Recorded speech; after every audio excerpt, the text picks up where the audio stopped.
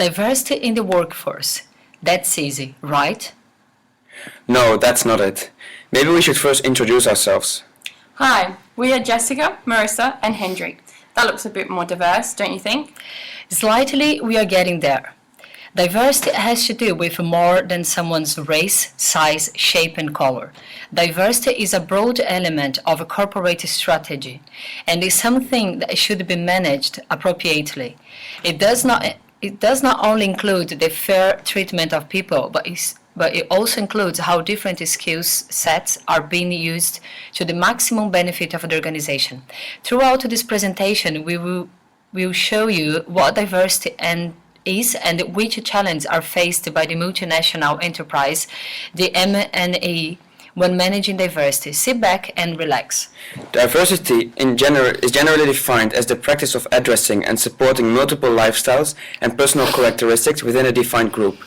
Aspects of diversity could relate to age, color, disability, education, origin, family status, gender, and as you can see, much more.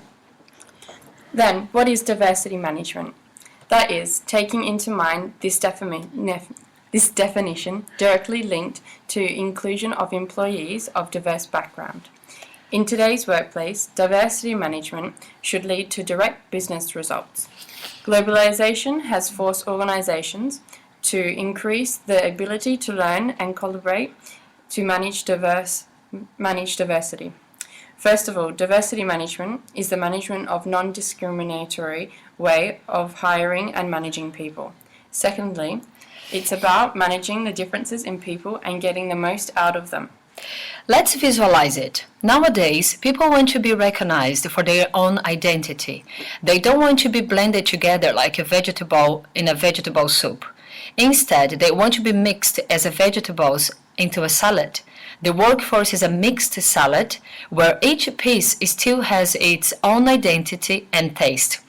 Diversity issues are now considered important and are projected to become even more important in the future due to increased difference in our population as a result of globalization.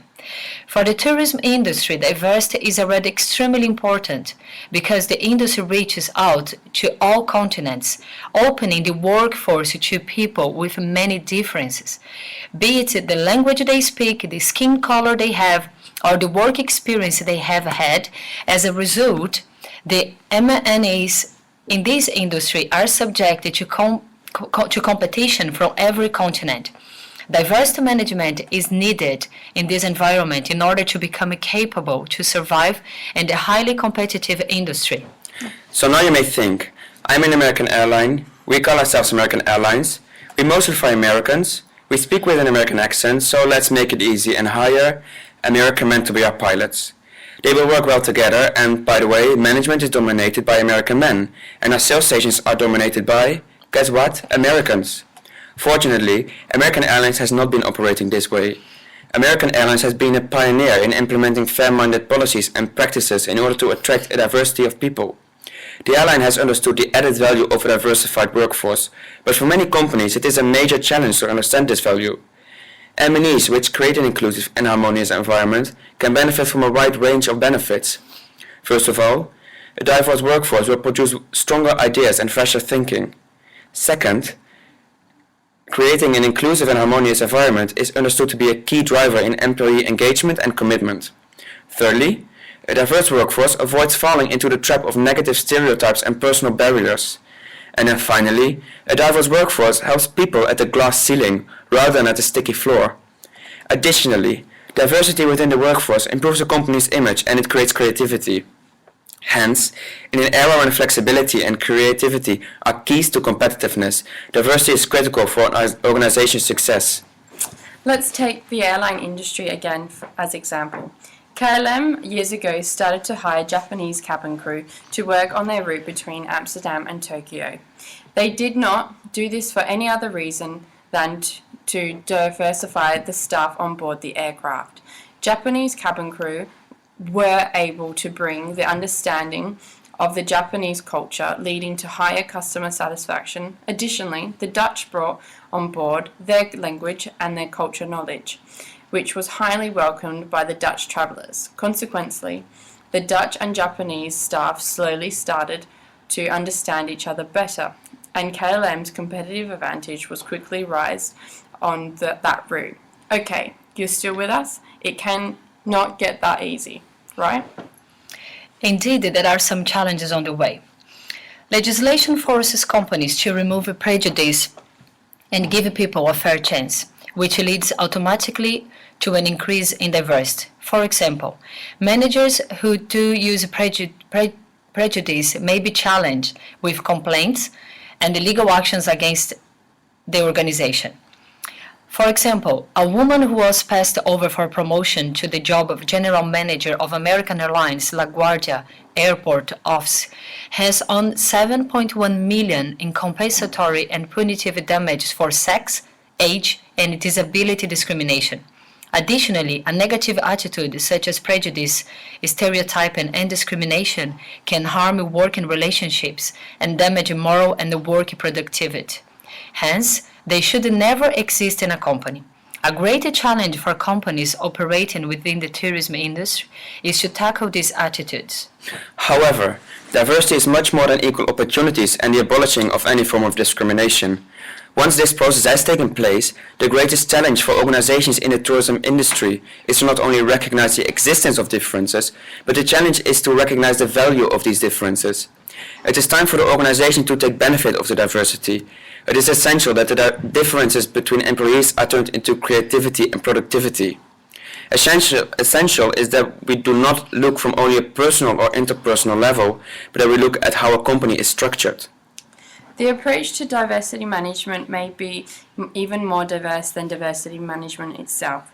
However, there are tools that could be used to overcome the majority of these challenges to establish a diverse workforce. Those skills are being valued.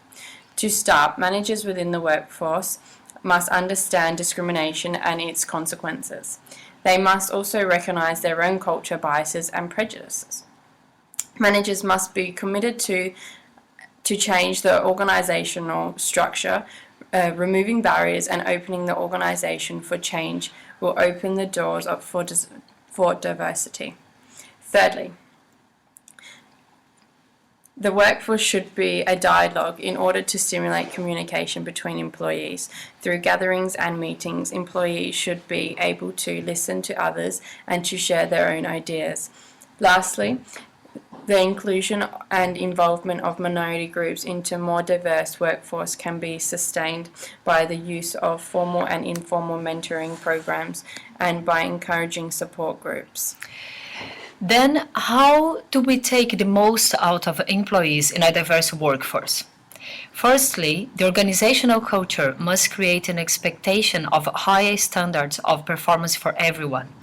Well, that could be done through rewards and stimulating people.